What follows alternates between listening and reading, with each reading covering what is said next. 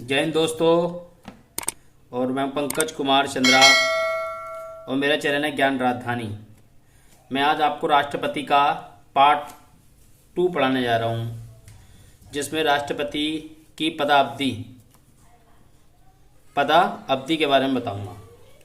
देखिए, अनुच्छेद 56 के अनुसार राष्ट्रपति पद ग्रहण की तिथि से 5 वर्ष की अवधि तक अपना पद धारण करता है। राष्ट्रपति जब बनता है तो वह अनुच्छेद 56 के अनुसार 5 साल तक अनुच्छेद 56 में ही अपनी पदावधि के दौरान अपना पद धारण करता है, किंतु वह 5 वर्ष के पूर्व कभी भी उपराष्ट्रपति को अपना त्यागपत्र दे सकता है। और अनुच्छेद 56 में कहा गया है कि राष्ट्रपति उपराष्ट्रपति को कभी भी अपना त्यागपत्र दे सकता है। अनुच्छेद 56 में राष्ट्रपति अपने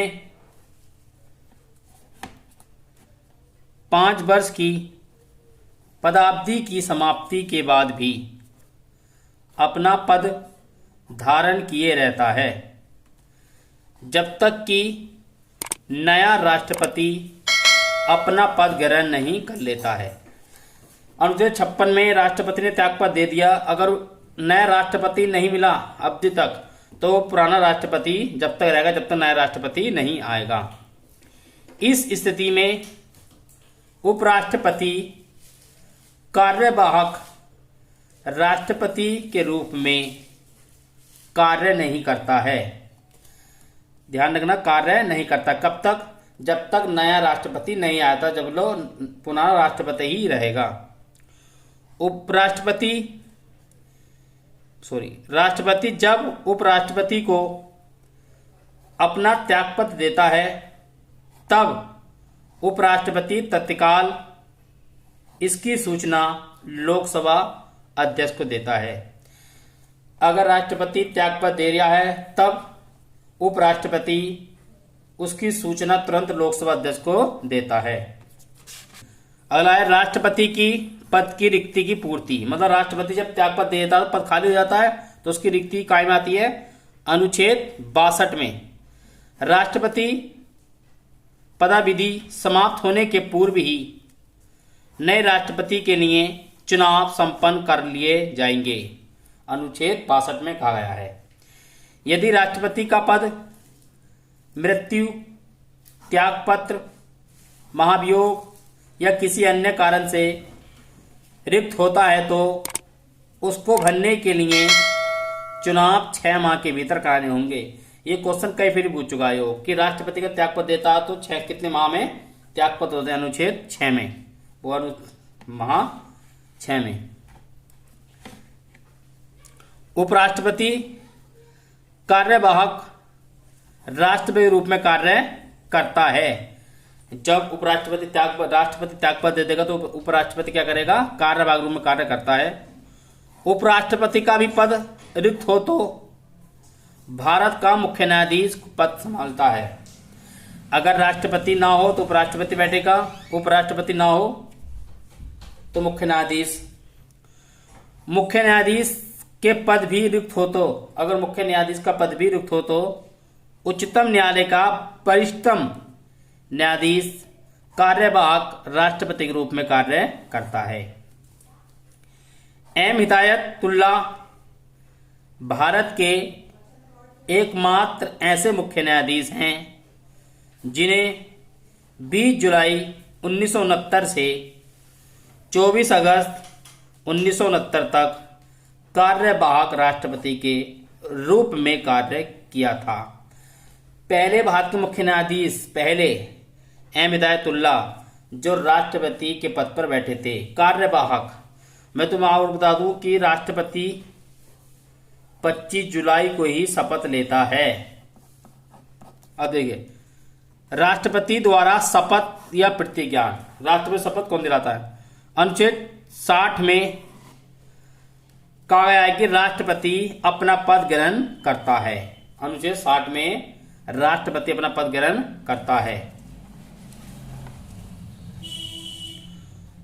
उच्चतम न्यायालय के मुख्य न्यायाधीश अथवा उनकी अनुपस्थिति में उच्चतम न्यायालय के ज्येष्ठतम न्यायाधीश कौन दिलाता है राष्ट्रपति शपथ? उच्चतम न्यायालय का मुख्य न्यायाधीश। अगर मुख्य न्यायाधीश ना हो तो उसकी अनुपस्थिति में उच्चतम न्यायालय के ज्येष्ठतम न्यायाधीश मतलब उनसे छोटे न्यायाधीश शपथ दिलाते हैं। राष्ट्रपति की शपथ अनुसूची 3 में नहीं आती है। यह भी ध्यान रखना है कि राष्ट्रपति की शपथ अनुसूची 3 में नहीं आती है। नीलम संजीव रेड्डी निर्विरोध निर्वाचित राष्ट्रपति थे भारत के पहले। मतलब ये निर्विरोध निर्वाचित होता है कि और दूसरा कोई खड़ा नहीं होता, ऐसी जीत जाता आदमी। इनका कार्यकाल 25 जुलाई से 1977 से 25 जुलाई 1982 तक चला था।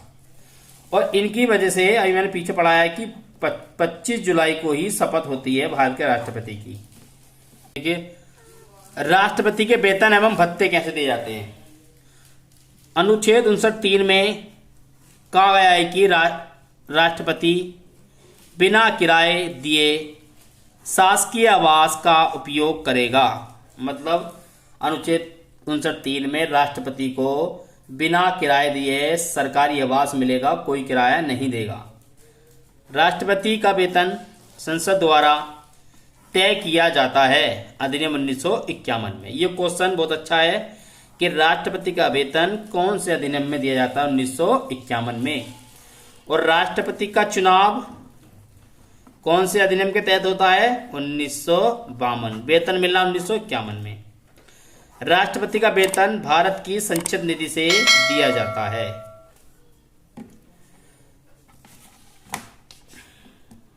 राष्ट्रपति के भत्ते उसकी पदाविधि के दौरान कम नहीं किए जा सकते।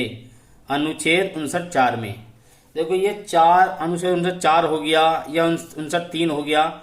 अब आयोग 59(4) क्वेश्चन रख रहा है, 59(3) रख रहा है, 59(2) रख रहा है। अब आयोग 59(1) ऐसे नहीं रख रहा है कि 59 में क्या है, 68 में क्या है। अब 1-2 तो सिंगल करता है आयोग ने।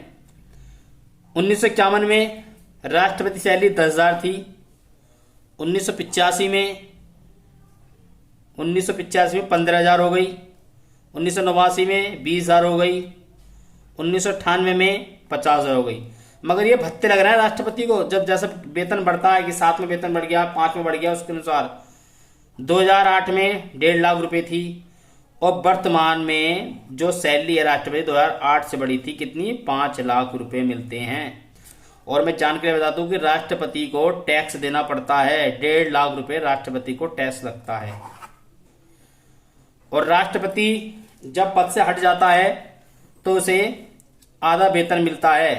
अगर राष्ट्रपति पद से हट के अगर वो मृत्यु हो जाती है तो उनकी घरवाली को आधा वेतन मिलता है। और राष्ट्रपति 5 साल के कार्यकाल के अंदर उनकी घरवाली को 30,000 रुपये मिलते हैं। राष्ट्रपति घरवाली को उनके कार्यकाल के अंदर। और मेरा चैनल सब्सक्राइब करना। चैनल का नाम है ज्ञान राजधानी और मेरा नाम पंकज कुमार चंद्रा। अगला जो आपका वो आएगा वो करंट के ऊपर आएगा, करंट। जय हिंद।